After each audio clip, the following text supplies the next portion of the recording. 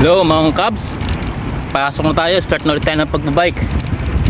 Punta na tayo sa trabaho ngayon, kaya tayo na, bakbaka na ulit. 3, 2, 1 Loading complete.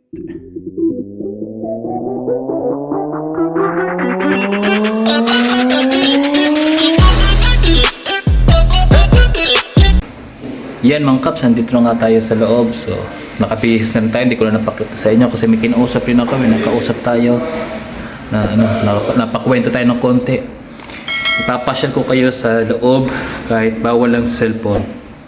Papakita ko sa inyo yung ibang department dito kung anong ginagawa. Hindi ko alam kung mapapakita ko yung department namin kasi talagang maraming bantay doon, kaya bawal talaga ang cellphone dito sa loob ng company, pero ipapakita ko para makita nyo kung ano yung ginagawa namin doon sa loob, especially sa ibang department namin talaga alanganin kasi maraming camera doon tsaka maraming nagbabantay.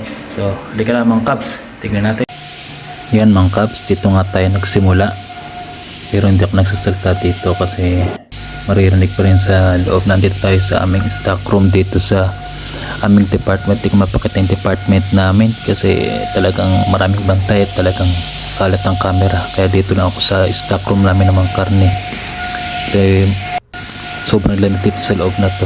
Yan yung mga karne na aming ibibigay sa ibang department. I-scan mo namin bago diretso dun sa kabilang department para makoting naman o malagyan ng mga panimpla para naman yung sa i-deliver naman dun sa mga store, mga grocery store na pinagdideliveran. So ito naman yung Cubs, yung pagko-coating. Andito tayo sa section ng paggawaan ng chicken nuggets o tsaka ng chicken popcorn. Kung makikita niyo yan mga Cubs, mga chicken nuggets yan tsaka mga chicken popcorn. Yan yung pinaka breadings nya, makikita nyo. Tapos dire-diretso na sa machine yung kusang gumagawa ng pag-breading niya doon sa karne. Kung paano ibubuhos lang yung karne, hilaw, tapos mag-breading na ng kusa yun doon sa loob. Magiging ganyan ang kalalabasan niya. Yun yung pinaka monitor, pinaka yung checkan mo. Ito yung conveyor. Hanggang dito lang yung kaya kong videohan mga Cubs kasi hindi ko na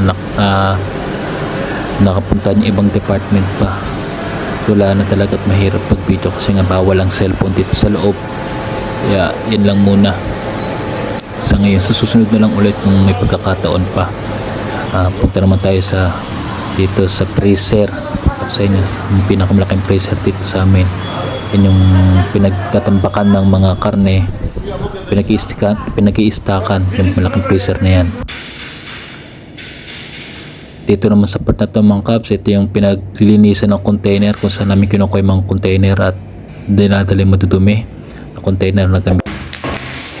Yan mga Cubs, so yan na nga, napakita ko na sa inyo yung ibang bahagi o ibang part na department dito sa pinagtatrabahuhan ko.